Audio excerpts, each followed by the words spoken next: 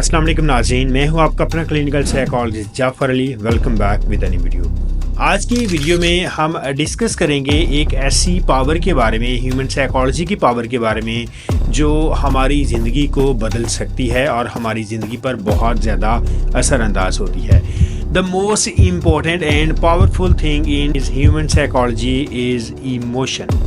हम अपनी ज़िंदगी में बहुत सारी ऐसी चीज़ें सीखते हैं जिससे हम दूसरी चीज़ों को कंट्रोल कर सकें, लेकिन अगर हम नहीं सीखते तो अपनी इमोशनल मैनेजमेंट नहीं सीखते। जब इंसान अपनी इमोशनल मैनेजमेंट नहीं सीखता, वो ये नहीं सीखता कि अपने इमोशंस को कैसे कंट्रोल कर सकता है, तो फिर उसके इमोशंस उसको कंट्रोल करना शुरू कर देते हैं।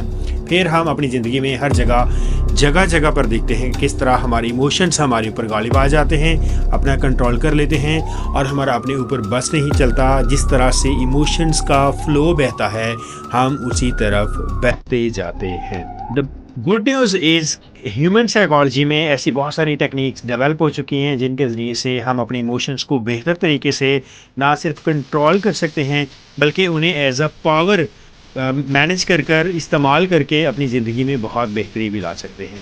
आज की इस वीडियो में हम ग्रेजुअली डिस्कस करेंगे 3 ऐसी बेस्ट साइकोलॉजिकल टेक्निक्स के बारे में जो हमारे इमोशंस को हमारे कंट्रोल में लेकर आएंगी और हम एक बेहतर, मजबूत, साइकोलॉजिकल, हेल्दी और बेटर मेंटल हेल्थ के साथ ज़िंदगी जीना शुरू कर देंगे। इसमें सबसे पहली टेक्निक ये है कि हम अपने इमोशंस को रीफ्रेम किस तरह से कर सकते हैं with the help of CBT technique. Second जो हमारे पास आएगी वो आएगी हमारी इमोशनल वैलिडेशन, और सबसे एंड पे the most important technique is ABC model of cognitive restructuring. किस तरह से हम अपने इमोशंस को सिचुएशंस जो हमें इफ़ेक्ट करती हैं उनके अकॉर्डिंग मैनेज, कंट्रोल करके चेंज कर सकते हैं और पूरी की पूरी सिचुएशंस को अपने कंट्रोल में कर सकते हैं। अगर आप हमारे चैनल पर नए हैं, चैनल को ज़रूर सब्सक्राइब कर दीजिएगा एंड आई प्रॉमिस कि ये 10 मिनट की वीडियो आपकी ज़िंदगी में इमोशंस को मैनेज करने और कंट्रोल करने के हवाले से बहुत वैल्यू ऐड करने वाली है। चलते हैं हमारी पहली टेक्निक की तरफ। हमारी हर टेक्निक्स में फर्दर कुछ सिंपल स्टेप्स हैं जो हर टेक्निक को बहुत आसान बना देंगे, प्रैक्टिकलेबल बना देंगे। आप आसानी से उसे अपनी ज़िंदगी में अप्लाई कर सकते हैं और हर टेक्निक के साथ हम एक एग्जाम्पल भी डिस्कस करेंगे ताकि अंडरस्टैंडिंग और बेहतर हो जाए। और वीडियो का असल पर्पस भी यही है कि आपको अपने इमोशंस को मैनेज करने के बारे में मैक्सिमम अंडरस्टैंडिंग डेवलप हो और आप अपने इमोशंस को कंट्रोल कर सकें, मैनेज कर सकें। CBT cognitive behaviour therapy is one of the most effective psychotherapy in the world in the field of psychology and clinical psychology। अब CBT करती क्या है कि ये हमारी कोग्निशन को, चीज़ों को देखने के पर्सपेक्टिव को और हमारे बिहेवियर को अल्टर कर देती है, बदल देती है बेहतर अंदाज में कि हम बेहतर तरीके से ज़िंदगी गुजार सकें। CBT की इस टेक्निक में फर्दर 3 स्टेप्स हैं। सबसे पहले हमने अपने इमोशंस को आइडेंटिफाई करना होता है और इमोशंस को आइडेंटिफाई करके उन थॉट्स को आइडेंटिफाई करना होता है जो उस सिचुएशन में हमें डिस्टर्ब कर रहे हैं या हमारा कोई नेगेटिव इमोशंस हमारे ऊपर गालिब कर रहे हैं, हमारे ऊपर लेकर आ रहे हैं। दूसरे स्टेप में हमने चेक करना होता है कि ये जो इमोशंस हमारे ऊपर इन्फ्लुएंस अभी इस वक्त कर रहा है, इसमें फैक्ट्स कितने हैं, कितना ये रियलिस्टिक अप्रोच के साथ है और कितना इसमें एग्जैजरेशन है जो सिर्फ और सिर्फ हमारी एंग्जाइटी ने इस वक्त हमें बढ़ा चढ़ा कर बड़ा कर दिया है। तीसरे स्टेप पर हम ये सीखेंगे किस तरह से हमने वो जो नेगेटिव इमोशंस के साथ जो थॉट्स हमने आइडेंटिफाई किए हैं, उन नेगेटिव थॉट्स को हमने किस तरह से बदल देना है रियलिस्टिक थॉट के साथ, पॉजिटिव थॉट्स के साथ, ताकि हमारा वो जो एक नेगेटिव थॉट्स हमारे इमोशंस को नेगेटिव कर रहा है वो चेंज होकर पॉजिटिव और रियलिस्टिक हो जाए और हमारे इमोशंस भी पॉजिटिव हो जाए। अब इसको और आसान करके एक एग्जांपल के थ्रू अंडरस्टैंड करते हैं। फ़र्ज़ करें आपको कोई एक रिस्पॉन्सिबिलिटी मिली है, आपको ऑफिस में कोई एक प्रेजेंटेशन तैयार करना है, आपको क्लास में कोई प्रेजेंटेशन तैयार करना है, आपका कोई क्विज़ है, अगर आप घरेलू खातून हैं तो कुछ मेहमान आने वाले हैं, आपको कुकिंग की रिस्पॉन्सिबिलिटी मिली है, अगर आप एक घर को या ऑफिस को मैनेज करने वाले एक मेल हैं या फीमेल हैं तो आपको एक रिस्पॉन्सिबिलिटी मिली है कि आपने एक छोटा सा इवेंट या बड़ा इवेंट ऑर्गेनाइज करना है और उस सारे को मैनेज करना है। जैसे ही कोई भी रिस्पॉन्सिबिलिटी आती है, सम टाइम हमारी इस रिस्पॉन्सिबिलिटी के साथ कुछ एंग्जाइटी भी आना शुरू हो जाती है। हमें लाशौरी तौर पर कुछ ना कुछ ऐसे फियर्स डेवलप होना शुरू हो जाते हैं, नेगेटिव थॉट्स आना शुरू हो जाते हैं जो हमारे नेगेटिव इमोशंस को एग्जैचरेट कर देते हैं, पंप कर देते हैं, इतना प्रवोक कर देते हैं, बढ़ा देते हैं कि हमें लगता है सब कुछ ख़राब होने वाला है, बहुत कुछ बुरा होने वाला है, कुछ भयानक होने वाला है।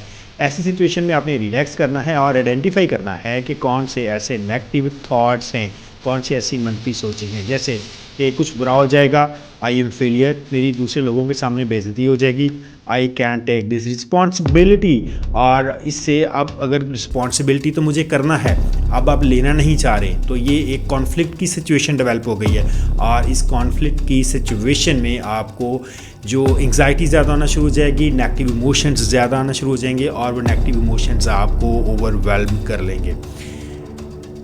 Give a strong message here to yourself, stop all the negative thoughts and emotions here. यहाँ पर आपने फैक्ट चेक करने हैं कि अगर इस रिस्पॉन्सिबिलिटी को आप बेहतर तरीके से कर सकते हैं, बेहतर तरीके से अगर कर सकते हैं तो क्या उसमें ऐसा अच्छा कर सकते हैं, क्या इससे मिलते जुलते कोई रिस्पॉन्सिबिलिटी आपने पहले की या कोई ना कोई जिम्मेदारी की डेफिनेटली आपने की होगी। अगर आपने की होगी तो आपको पता होगा उसको थोड़ा बहुत एक पॉजिटिव स्ट्रेस होता है, उसके बाद आप उसको अच्छे तरीके से परफॉर्म करते हैं। जब आप परफॉर्म करते हैं तो उससे आपको अच्छा फील होता है, आपको एलिवेट फील होता है। तो आपका ये जो नेगेटिव थॉट है इसको आपने बदल दिया पॉजिटिव थॉट्स के साथ। अब पॉजिटिव थॉट आपका ये है कि I am lucky one, I have this responsibility, और ये जो मुझे रिस्पॉन्सिबिलिटी मिली है मैं इसमें मैक्सिमम अपना पुट करूँगा और मैं अच्छे तरीके से इसको अरेंज करके सक्सेसफुल हो जाऊँगा। जब आप इस तरह से सोचना शुरू करते हैं तो वो जो आपके नेगेटिव इमोशंस होते हैं वो बहुत डाउन चले जाते हैं, और जो आपके पॉजिटिव इमोशंस होते हैं वो बहुत सारे अच्छे आइडियाज़ के साथ आपके माइंड में पॉपअप होना शुरू हो जाते हैं। जैसे वो आपके माइंड में पॉपअप होना शुरू होते हैं तो बहुत ज़्यादा सोल्यूशंस भी लेकर आते हैं। Let's go to next technique. This technique is about emotional validation. हम अपनी ज़िंदगी में बहुत दफ़ा जब इमोशनल फील करते हैं तो हम अपने साथ एक अजीब किस्म की कशमकश की सिचुएशन में आ जाते हैं। हमें लगता है भाई ये जो कुछ मैं फ़ील कर रहा हूँ ये ठीक नहीं है, ये बेहतर नहीं है, ये मुझे बहुत नेगेटिव सा मनफी सा फील करवा रहा है, तो ये सारी सिचुएशन ठीक नहीं है। इस टेक्निक के 3 सिंपल स्टेप हैं। पहला स्टेप ये कहता है just relax yourself, just take a deep breath, take a pause and recognize and identify आप कौन सा इमोशन इस वक्त एक्सपीरियंस कर रहे हैं। जो इमोशन आप इस वक्त एक्सपीरियंस कर रहे हैं, next step is give a strong message to yourself, it is okay, it is okay to feel exaggerated, it is feel okay to feel sad, it is feel okay to feel happy, excited, whatever you are feeling, it is okay। क्यों? क्योंकि emotions तो natural हैं, emotions तो हम experience करते ही हैं। Third, अगर आप अपने इमोशंस को एक्सपीरियंस करते हैं, थर्ड स्टेप पे आप उसको जस्टिफाई करें, आप उसको वैलिडेट भी करें, आप उसको एक्सेप्ट करें, गले लगाएं, एम्ब्रेस हों। एग्जाम्पल के साथ इसको फर्दर थोड़ा सा आसान करते हैं। आपकी एक दोस्त के साथ नाराज़गी हो जाती है और वो दोस्त आपकी कॉल अटेंड नहीं कर रहा, आप कुछ बुरा सा फील कर रहे हैं और उस वक्त आपको एक तो आपका दोस्त बात नहीं कर रहा, दूसरा आपको ये बुरा फील हो रहा है कि मैं बुरा क्यों फील कर रहा हूँ। ये आपके बुरा फील होने को और ज़्यादा एग्जैजरेट कर देगा। यहाँ पर आपने जस्ट इट इज़ ओके, क्योंकि मेरा दोस्त मेरे साथ नाराज़ है तो इस वक्त मैं बुरा फील कर रहा हूँ। बुरा फील करने में कोई इस वक्त गलती नहीं है। आपने अपने आप को इससे कश्मकश में नहीं डालना। Just validate your emotions, move forward. जो भी आपकी एक्टिविटी है वो आप करना शुरू कर दें। इससे ये होगा जैसे ही आप एक्सेप्टेंस दे देंगे अपने इमोशंस को तो आपके इमोशंस आपको डिस्टर्ब नहीं करेंगे। बल्कि Let's jump to our third technique. It's ABCD model of cognitive behavior therapy. A for antecedent. Antecedent वो एक इवेंट है, वो एक सिचुएशन है जहाँ पर कोई भी एक इवेंट हुआ है जिसको हम ट्रिगर बोल सकते हैं। B is about our belief system और उससे जो हमारा एक बिहेवियर डेवलप हुआ। C is for consequences जो हम वहाँ पे हमारे इमोशंस ने क्रिएट किए। Don't be confused. I will explain it in very simple steps. A एक ऐसी सिचुएशन है जहाँ पर आप उस वक्त हैं, वो ट्रिगर्स है। जस्ट इमेजिन कोई एक शख्स किसी जगह पर ट्रैवल कर रहा है और रात में वो किसी एक होटल में स्टे करता है।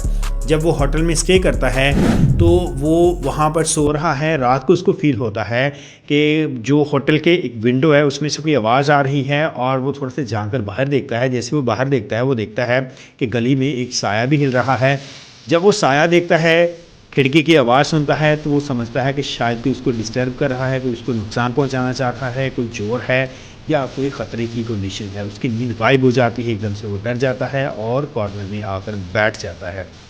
ये एक ऐसी इवेंट्स है, एंटीसीडेंट है, यानी एक वो जो सिचुएशन सारी डेवलप हो रही है। बी इज़ अबाउट कि वो जो उसका बिलीफ आया कि ये यहाँ पर कोई चोर है, कोई नुकसान पहुँचाने वाली चीज़ है। सी इज़ कॉन्सिक्वेंसेज इसका ये निकला कि वो फ्राइटन्ड फील कर रहा है, वो एंग्जाइटी फील कर रहा है। अब वो शख्स वहाँ से चला जाता है। दूसरे दिन क्या आता है, एक और शख्स वहाँ पे आ जाता है, उसी होटल में उसी कमरे में स्टे करता है। अब वो एक ऐसा एरिया है जहाँ पर रात में हवाएं चलती है, रात को फिर हवा चलती है, दोबारा से खिड़की की आवाज़ आती है और वो शख्स उठकर देखता है खिड़की की आवाज़ आ रही है और गली में कोई साया भी हिल रहा है। जैसे ही वो इन सारी चीज़ों को देखता है वो फ़ौरन से थोड़ा सा और झांक कर आगे देखता है। वो देखता है कि स्ट्रीट लाइट की वजह से एक दरख्त के ऊपर साया आ रहा है, हवा की वजह से दरख्त हिल रहा है और वो साया भी साथ में हिल रहा है। ओह वाह, ये तो बहुत अच्छा मौसम है बाहर। वो खिड़की खोलता है, एक सुहानी हवा अंदर आती है और वो मौसम को इंजॉय करता रहता है। अब यहाँ पे देखें, सेम सिचुएशन है, एंटीसीडेंट इज सेम। बी से बिलीफ सिस्टम ये है कि उसने देखा कि कितना प्यारा सुहाना सीन है, वो इससे डरा नहीं, उसने इन्वेस्टिगेट किया। और सी इस कॉन्सिक्वेंसेस के कितने बेहतर तरीके से उसने इस सारी सिचुएशन में से जो पॉजिटिव वाइब्स निकाली, वो 1-2 घंटे उस विंडो के सामने रुका, मौसम को एंजॉय किया, वेदर को एंजॉय किया और उसके बाद दोबारा से अपने बिस्तर पर आके लेट गया, सो गया। कमेंट सेक्शन में ज़रूर बताइएगा इन तीनों टेक्निक्स में से कौन सी आपको ज़्यादा बेहतर लगी, जिस टेक्निक से आप बेहतर तरीके से अपने इमोशंस को मैनेज कर सकते हैं। अगेन रिक्वेस्ट है, हमारे चैनल को ज़रूर सब्सक्राइब कीजिएगा। अपने इमोशंस को बेहतर तरीके से मैनेज करने के लिए अगर आपको कोई डिफ़िकल्टी आ रही है, seek help from your nearest clinical psychologist. और अगर आप हमारे साथ अपनी अपॉइंटमेंट फ़िक्स करवाना चाह रहे हैं तो स्क्रीन पर दिए गए नंबर पर रब्ता करें। अपना बहुत सारा ख्याल रखें। अल्लाह हाफिज़।